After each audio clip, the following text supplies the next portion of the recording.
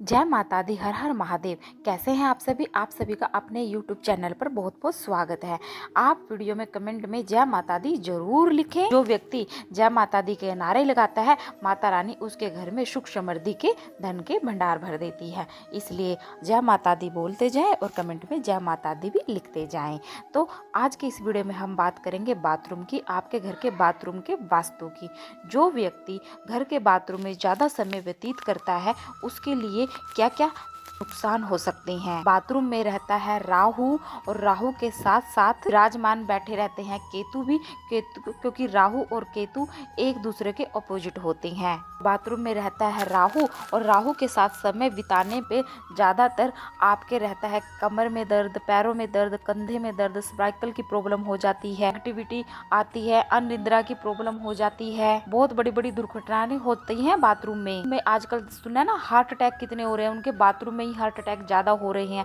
श्री देवी देखिए बाथरूम में ही परी मिली थी। राहु आपके व्यापार को डुबा सकता है, आपके रिलेशनशिप को डुबा सकता है, आपकी नौकरी को, आपकी जॉब को भी राहु खा सकता है।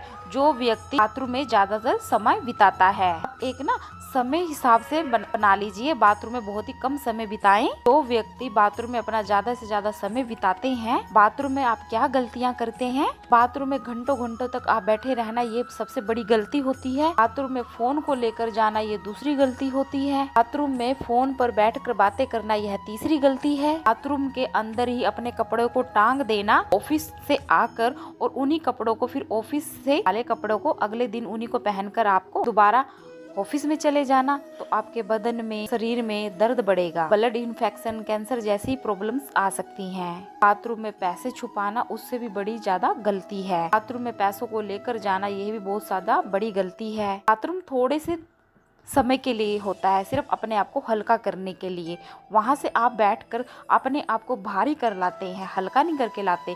इसलिए सिर्फ बाथरूम में जाए, अपना जो आपका जो काम है जरूरी वो किए और तुरंत अपना बाहर निकल गए। बाथरूम में बैठकर काफ़ी व्यक्ति प्लानिंग करते हैं, और जो बाथरूम में बैठकर प्लानिंग करते हैं उनकी बदनामी ही होती है।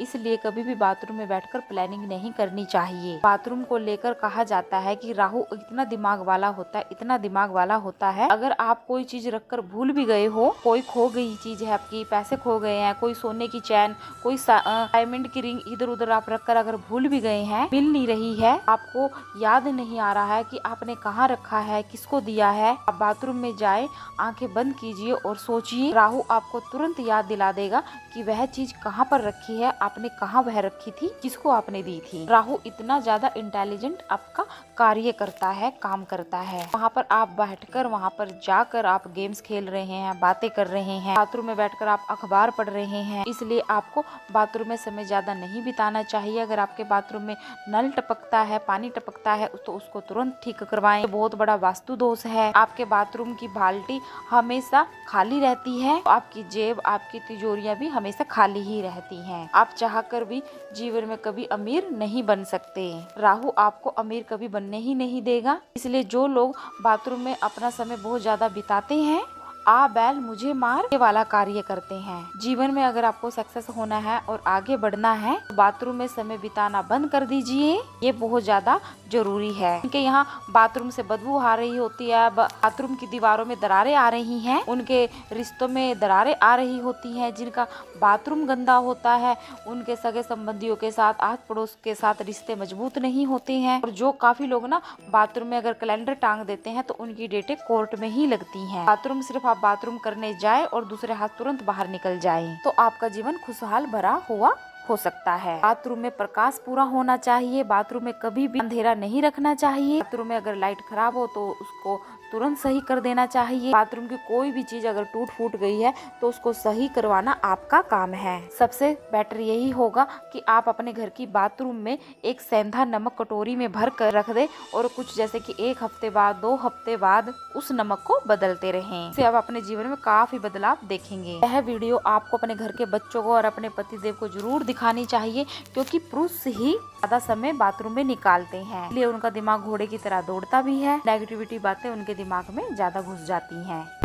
घर की बाथरूम में सीधा लगवा रही है, उत्तर या पूर्व बाथरूम का दरवाजा आपको कभी भी खुला नहीं छोड़ना चाहिए, बाथरूम का दरवाजा हमेशा बंद ही रहना चाहिए। उत्तर दिशा में ही शावर लगवाना चाहिए। ध्यान रखें, बाथरूम में कभी भी तांबे या धातु की कोई वस्तु ना रखें। बाथरूम को कभी भी आपको गीला नहीं छोड़ना चाहिए। आपने स्नान किया तुरंत उसमें वहाँ पर वाइपर लगा दे या झाड़ू लगा दे, बाथरूम को तुरंत सुखा दे। बाथरूम में कभी भी गीले कपड़े नहीं रखने चाहिए, इससे आपका राहु खराब होता है, आपका दिमाग खराब होता है। वास्तु शास्त्र के अनुसार घर में बाथरूम हमेशा उत्तर पश्चिम दिशा में ही होना चाहिए। इसे भूलकर भी दक्षिण या दक्षिण पूर्व या दक्षिण पश्चिम दिशा में नहीं बनाना चाहिए, वरना व्यक्ति की जिंदगी नेगेटिविटी ऊर्जा का सामना करना पड़ता है। वास्तु जानकर कहना है कि बाथरूम कभी किचन के सामने या उससे सटाकर भी नहीं होना चाहिए।